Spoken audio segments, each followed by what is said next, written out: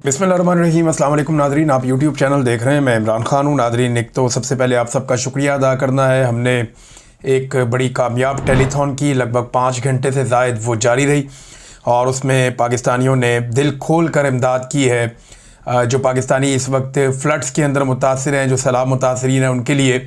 और आप आने वाले दिनों में देखेंगे इंशाअल्लाह कि ये इमदाद किस तरीके से पहुंचाई जाएगी सैलाब मुतासरीन के लिए। अभी ये सिलसिला जारी है और साथ साथ ये चीज़ें हम आपके साथ शेयर करते रहेंगे। अब एक बड़ी कैंपेन जो है वो हम इंशाअल्लाह करेंगे सैलाब मुतासरीन के लिए, क्योंकि जितनी ज़्यादा मदद करें उतनी कम है। हालात बहुत ख़राब हैं पाकिस्तान में, सैलाब बढ़ता चला जा रहा है। जो सूरत हाल मैं आपके साथ अभी शेयर करता हूँ, हमारी ये ज़िम्मेदारी भी है बहैसियत कौम और बहैसियत पाकिस्तानी के, जो पाकिस्तानी इस वक्त मुश्किल का शिकार है। जब हुकूमत काम नहीं कर पा रही और उनकी तवज्जो भी नहीं है उस तरफ, और वो टिकटॉक बनाने में और इस तरह की चीज़ों में मशगूल है, तो यहाँ पे पाकिस्तानियों की रिस्पॉन्सिबिलिटी ज़रूर है कि वो अपने हमवतनों का हाथ थामे मुसीबत की इस घड़ी में। एक हमारा बरतानिया के शहर लंदन में एक प्रोग्राम है। जुमे वाले दिन शाम को हम 5 बजे से लेकर 9 बजे तक सब लोग इकट्ठे होंगे फ़ंड रेजिंग के लिए। और ये रॉयल नवाब रेस्टोरेंट है बरतानिया में, लंदन में, जहाँ पे ये प्रोग्राम होगा। इसकी तफसीलात हम शेयर कर देंगे जल्दी। अब ज़रा आ जाएँ फ्लड्स की तरफ। मुल्तान में नादरीन रात के सूरत हाल बहुत ख़राब थी। इंतज़ामिया ने फ़ैसला किया कि शेर शाह जो बंद है उसको तोड़ दिया जाएगा, और उसकी वजह यह है कि मुल्तान का जो कंटोनमेंट का इलाका है, कैंट का, उसको बचाना और दीगर कुछ इलाके हैं उनको बचाने के लिए और एयरपोर्ट को बचाने के लिए ज़रूरी था कि जो शहर को या इन एरियाज़ को महफूज रखने के लिए जो बंद है शेर शाह का बंद, उसमें शगाफ डाला जाए। और फिर उसका बाद में ऐलान किए गए, जगह जगह पे ऐलानात हो रहे थे कि लोग महफूज मकामात पे मुंतकिल हो जाएं, फौरी तौर पे इनखला करें और ये जो एरिया है ये खाली कर दें और यहाँ से महफूज जगह पे चले जाएं। महफूज जगह कौन सी है? देखिए, ये तो इंतज़ामिया ने करना होता है ना। इससे पहले वो पहले से बंदोबस्त करती है महफूज मकामात का और शहरियों को बता देती है वक्त से पहले कि आप अपना कीमती सामान जो है उसे महफूज कर लें, और फिर अपनी हर चीज़ को लॉक करने के बाद आप महफूज मकामात पे मुंतकिल हो जाएं। और वो महफूज मकामात पहले से बताए जाते हैं कि फ़लाँ फ़लाँ एरिया के लोग फ़लाँ जगह पे जाएंगे, फ़लाँ एरिया के लोग फ़लाँ जगह पे जाएंगे, और जो लोग कहीं और जाना चाहते हैं अपने रिश्तेदारों के घरों में या ऐसे इलाकों में जो ऊँचे इलाके और कदरे महफूज इलाके हैं, वहाँ पर चले जाएँ। लेकिन यहाँ पर ऐसी कोई मनसूबाबंदी नहीं है। ऐसा लगता है हुकूमत बिल्कुल नाबल्द है, या इन लोगों ने कभी हुकूमत की नहीं। मुस्लिम लीग नून के हर दौर में तकरीबन पाकिस्तान में सैलाब आया है, और इतने सैलाब आए हैं कि इनको अब तजुर्बा होना चाहिए, इनको पता होना चाहिए कि जब सैलाब आए तो क्या किया जाता है। लेकिन ऐसा लगता है जैसे कोई बच्चों की हुकूमत है और उन्हें बिल्कुल आइडिया नहीं है कि सैलाब जैसी सूरत हाल में किस तरीके से शहरियों को महफूज बनाना है। बस सिर्फ ऐलान कर देते हैं कि निकल जाओ, महफूज जगह पर चले जाओ। अब शहरी जिस जगह पर जा रहे हैं हो सकता है वो ज़्यादा गैर महफूज हो या वहाँ पे ज़्यादा बड़ा सैलाब आ जाए।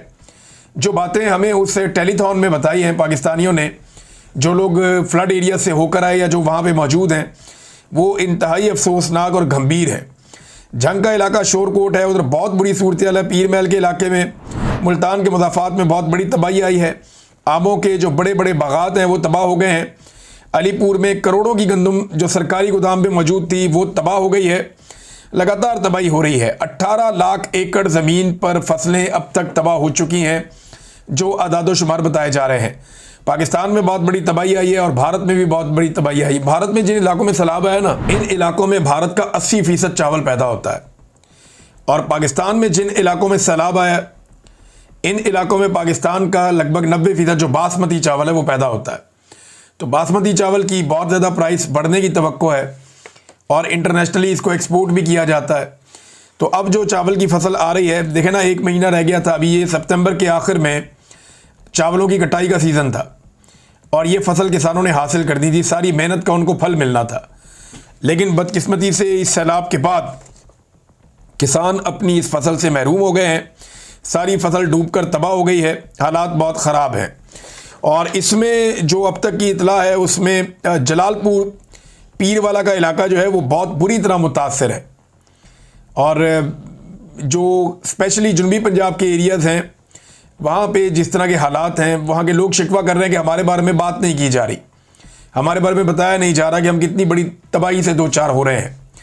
जो फलाई तंजीमें काम कर रही हैं, जो हमारे साथ कोऑर्डिनेशन में, राब्ते में हैं, वो उन सब ने अपने मेन जो दफातर हैं या जो मेन लोग उनके काम करने वाले हैं, उन सबको फौरी तौर पे जनूबी पंजाब में रिपोर्ट करने का कहा है कि फौरी तौर पे वहाँ जाएं और जाकर संभालें वहाँ के लोगों को और उनकी हिफाजत करें, उनको रेस्क्यू करें, उनको रिलीफ का काम करें, उनके खाने पीने का बंदोबस्त करें, क्योंकि वहाँ बहुत बड़ी तबाही आई है।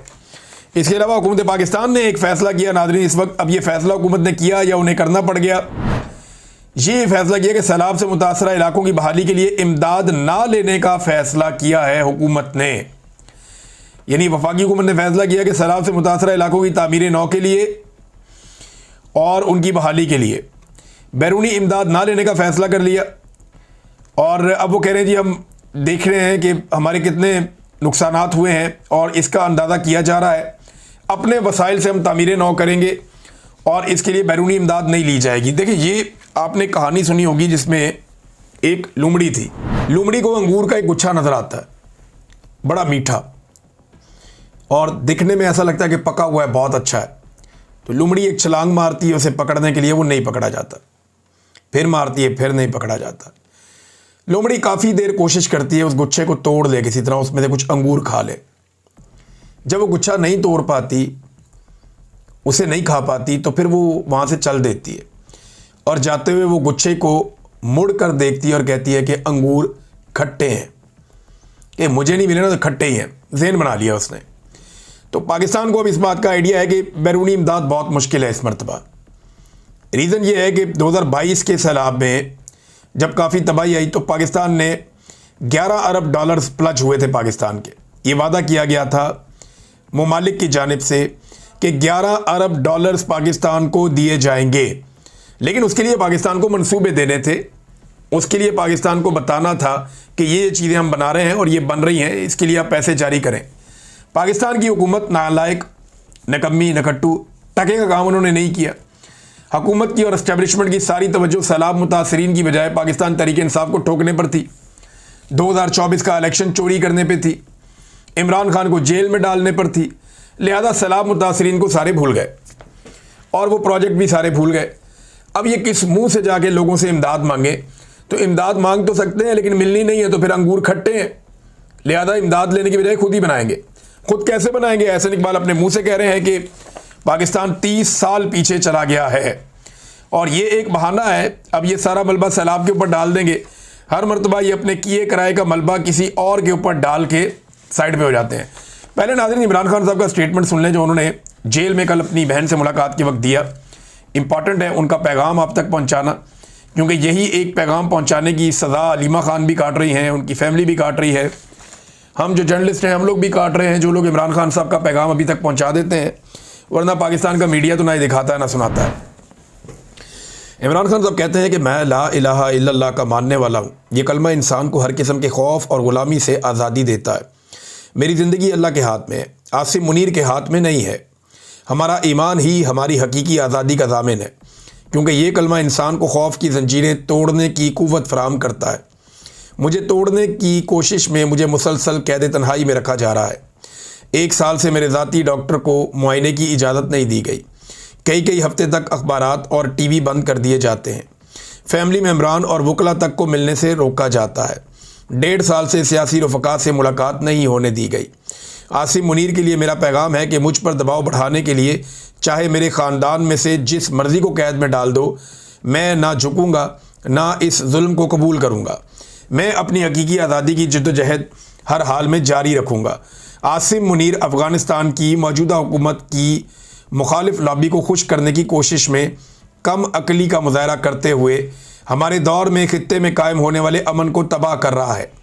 जहां हमारे बेहतरीन ताल्लुकात होने चाहिए वहां जानबूझकर हालात ख़राब किए जा रहे हैं। मेरा दिल इस पर भी बहुत रंजीदा है कि हमने कई दहाइयों की मेहमान नवाजी के बावजूद मौजूदा दौर में अपने अफ़गान भाइयों को धक्के देकर मुल्क से बाहर निकाला है।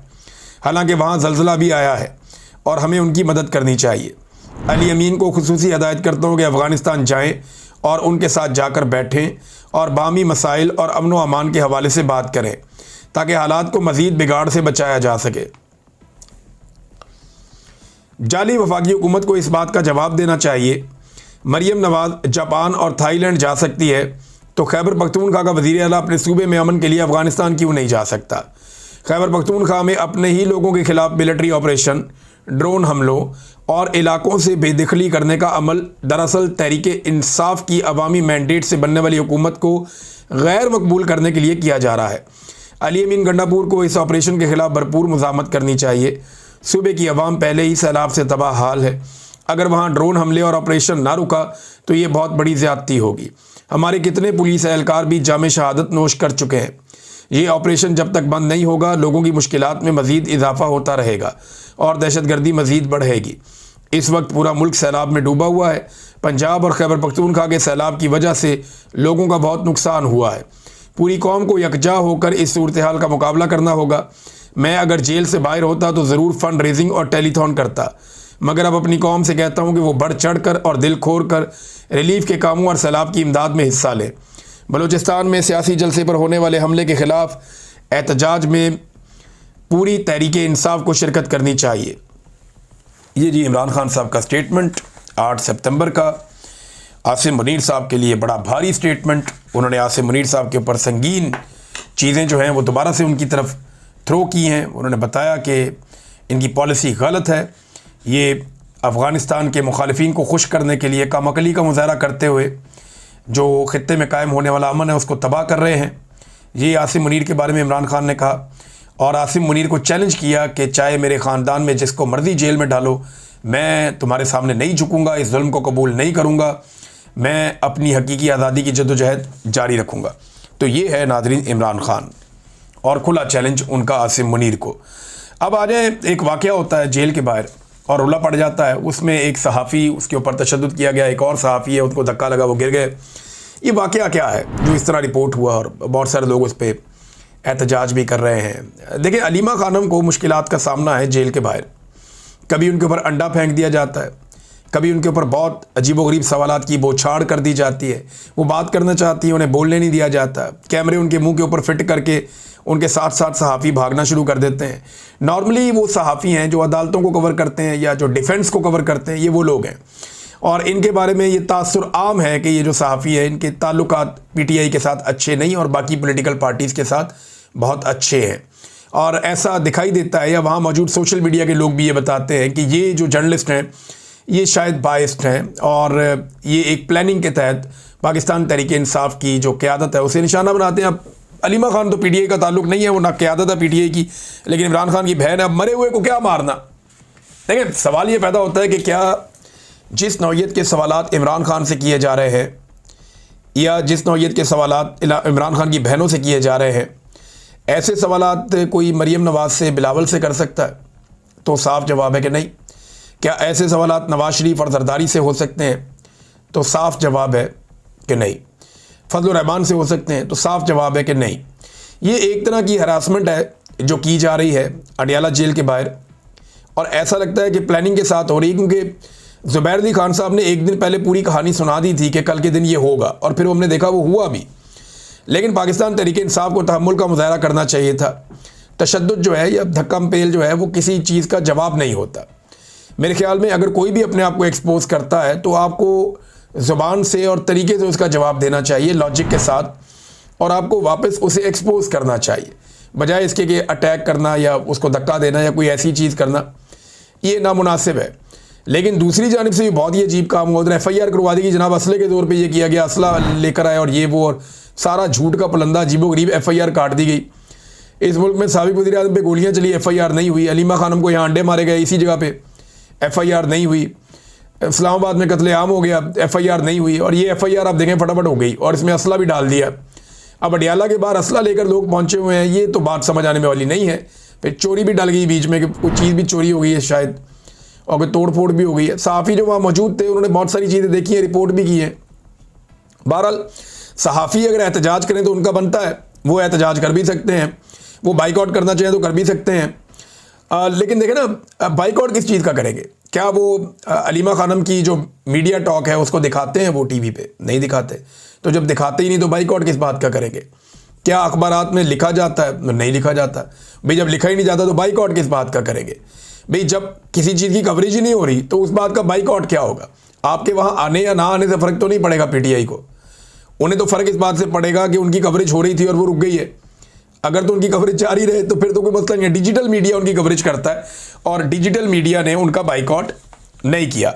अच्छा, बिलावल ने इसकी मजम्मत की वाकई की, और कुछ लोग ये कह रहे हैं कि जो जर्नलिस्ट ये काम कर रहे हैं अलीमा खानम को हरासा करने का या उनके ऊपर लगातार जो अटैक किया जा रहा है पे दर पे, उनका जो करीबी ताल्लुक है वो बिलावल से, और बिलावल से बड़ा उनका प्यार मोहब्बत और ये वो है उनका, बड़े मीठे मीठे सवालात वहाँ पे होते हैं मुबैना तौर पे। अब इसमें जो है बिलावल ने बड़ा सख्त मजम्मती बयान जारी कर दिया। तो बिलावल को मैं याद दिलाता हूँ कि नसरुल्लाह गडानी का कत्ल हुआ सिंध में और MNA खालिद लोन का नाम आया था। नासिम जोगियों का कत्ल हुआ, नासिम जोगियों का, जर्नलिस्ट का वहाँ पे, और MNA जाम अब्दुल करीम और MPA जाम अवैस का नाम आया था। फिर अजीज़ मेमन सहाफ़ी कत्ल हुए, जान मोहम्मद महर कत्ल हुए, असगर लोन कत्ल हुए वहाँ पे। तो बिलावल साहब ने कोई मजम्मत नहीं की, चुप रहे। अहमद नूरानी साहब के भाइयों को अगवा किया गया, बिलावल ने मजम्मत नहीं की, चुप रहे। समी इब्राहिम साहब पे खुसरे से हमला करवाया गया, चुप रहे। और गिरफ्तारियां हुई, समी इब्राहिम साहब को अगवा किया गया, मुझे अगवा किया गया, और ये मकबूल जान साहब को अगवा किया गया, बिलावल और ये सारे चुप रहे। अरशद शरीफ साहब का कत्ल हो गया, इन्होंने कोई इस तरह की बात नहीं की। असद तूर और मुतीउल्लाह जान को और साकिब बशीर साहब को गिरफ्तार किया गया। सद्दीक जान साहब के साथ क्या कुछ किया गया, बेशुमार सहाफ़ियों की नौकरियां खा ली गई। इनमें से किसी वाक़े के ऊपर किसी किस्म की मजम्मत नहीं हुई। इसहाक डार साहब के बंदों ने सहाफ़ियों को फेंटियाँ लगा दी, धमकियाँ सरेआम सहाफ़ियों को पंजाब की इंफॉर्मेशन मिनिस्टर लगाती हैं। अब मियाँ नवाज शरीफ साहब की जो लोग हैं उन्होंने कई दफ़ा सहाफ़ियों को हरासा किया, मार कुटाई हुई, लेकिन आज तक इन लोगों ने मजम्मत नहीं की। लेकिन इस मामले में फौरी तौर पे मजम्मत भी सामने आ गई। ये ऐसा लगता है कि एक फिक्स्ड मैच है और ये जानबूझकर खेला जाता है ताकि अलीमा खानम को दबाया जा सके, क्योंकि अलीमा खानम इमरान खान साहब का वो पैगाम बाहर लेकर आती हैं जो आसिम मुनीर साहब के बारे में होता है। जनरल आसिम मुनीर के बारे में अगर कोई बात करता है जेल के बाहर आकर तो वो सिर्फ अलीमा खानम है। वो इमरान खान से मिलती हैं, जो इमरान खान जनरल आसिम मुनीर के बारे में कहते हैं वो बाहर आकर अलीमा खानम बता देती हैं।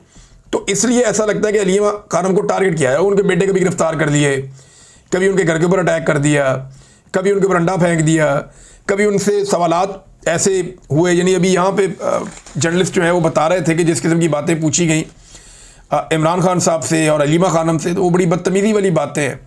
यानी ये तक इमरान खान साहब को शर्म दिलाने का और इस किस्म की चीज़ें जो है वो जेल में की गई और ऐसी बातें की गई। तो सहाफ़ियों ने बड़े बिलो द बेल्ट जाके अलीमा खान से और जो है वो इमरान खान साहब से सवालात किए हैं। तो सवालात तो करने चाहिए, सहाफ़ियों का हक़ है, जितने मर्जी सवाल करें, एक के बाद एक सवाल करें, लेकिन एक डेकोरम होता है प्रेस कॉन्फ्रेंस का कि आप सबसे पहले जो प्रेस कॉन्फ्रेंस करने आया वो अपनी बात करता है, जब वो बात ख़त्म करता है फिर आप सवालात करते हैं। तो ये नहीं होता कि वो जैसे ही आए तो वैसे ही आप सवालात की बौछार कर दें। हाँ, अगर आपने मजम्मत करनी है, बाइकआउट करनी है, तो आप बाइकआउट करके जा सकते हैं। वहाँ पे आप कह दें जी कि हम बाइकआउट कर रहे हैं, हम बात करना ही नहीं चाहते। हमने बहुत दफ़ा एहतजाज किया है, मैंने ज़ाती तौर पे बहुत सारे एहतजाज किए हैं, प्रेस कॉन्फ्रेंस का बाइकआउट भी किया है, एहतजाज के और तरीके भी अपनाए हैं, लेकिन ये तरीक़ाकार मुझे लगा नामुनासिब है। अब पहले वो बात कर लें फिर आप उनके साथ बात करें, और अगर आपने नई कवरेज करनी तो आप पहले ही बाइकआउट कर दें। अब वैसे भी बाइकआउट करने का फ़ायदा क्या है, टीवी पे तो आप दिखा नहीं सकते इन लोगों को, इनकी बात आप सुनवा नहीं सकते, तो उनको बाइकआउट से फ़र्क ही कोई नहीं पड़ता, उनका तो वैसे ही एक कंटिन्यूस बाइकआउट चल रहा है। ये एक जो पैगाम है वो आलिया हमजा साहिबा ने भी जारी किया है। आलिया हमजा साहिबा का जो पैगाम है अडयाला जेल आने वाले पाकिस्तान तहरीक इंसाफ के कारकुनों और रहनुमाओं के लिए, वो ये कहती हैं कि कल अडयाला के बाहर या आज के दिन में अडयाला के बाहर जमा होने वाले तमाम साथियों से दरख्वास्त है कि मुकम्मल तौर पर पुरअमन रहें। पाकिस्तान तहरीक इंसाफ हमेशा पुरअमन जदोजहद पर यकीन रखती है और हमारे वज़ीर-ए-आज़म इमरान खान ने कभी भी शरपसंदी या फसाद की सियासत की ना इसके कायल हैं। हम वज़ीर-ए-आज़म इमरान खान के सफाई और कारकुन हैं, लिहाजा पुरअमन तौर पर इज़हार यकजहती के लिए अडयाला के बाहर मौजूद हैं। अगर कोई ऐसा शख्स दिखाई दे जो जानबूझकर माहौल ख़राब करने की कोशिश कर रहा है तो उसकी वीडियो बनाएं और इस हरकत को फौरी तौर पर रोकने की कोशिश करें। याद रखें, आपकी हर हरकत वज़ीर-ए-आज़म इमरान खान के विजन और PTI के तशख़्ख़ुस की नुमाइंदगी करती है। हमारा पैगाम सिर्फ अमन, सब्र और नज़्म व ज़ब्त है। ये जनाब उन्होंने पैगाम दिया ताकि अमन कायम रह सके, लेकिन मेरे ख्याल में एक के बाद एक शरारत होगी और ये सिलसिला चलता रहेगा। पाकिस्तान तहरीक इंसाफ को इसे बड़े दिल के साथ और टेक्निकली हैंडल करना पड़ेगा इस मामले को। अगर वो जज्बात से काम लेंगे तो फिर जो है वो उनके खिलाफ प्रोपेगेंडा करने में या उनके खिलाफ रोला डालने में आसानी रहेगी। दोनों तरफ से ज़ोर तो पूरा लग रहा है और ख़ास तौर पे एस्टेब्लिशमेंट और हुकूमत दोनों तरफ से ज़ोर लगा रहे हैं। अब नाज़रीन एक और ख़बर है खैबर पख्तूनख्वा हुकूमत ने एक कारनामा किया है। इमरान खान साहब क्योंकि बार बार कहते हैं कि ऑपरेशन रोका जाए, ऑपरेशन रुकवाया जाए, तो खैबर पख्तूनख्वा हुकूमत ने एक अजीबोगरीब मजाक कर दिया। अब देखें ना, इनकी वहाँ पे अक्सरियत है, तो इन्होंने एक करारदाद पेश की असम्बली में और वो पास कर ली। और करारदाद ये थी कि जो action in aid of civil power, ये फ़ौज को जो खुसूसी इख्तियारात मिले हैं खैबर पख्तूनख्वा में, उसके ख़िलाफ़ एक करारदाद उसके ख़ात्मे के लिए मुतफ़िक़ा तौर पे मंजूर कर दी। भाई करारदाद क्यों मंजूर करनी है? ये एक्ट ही ख़त्म करो, कानून ही ख़त्म करो।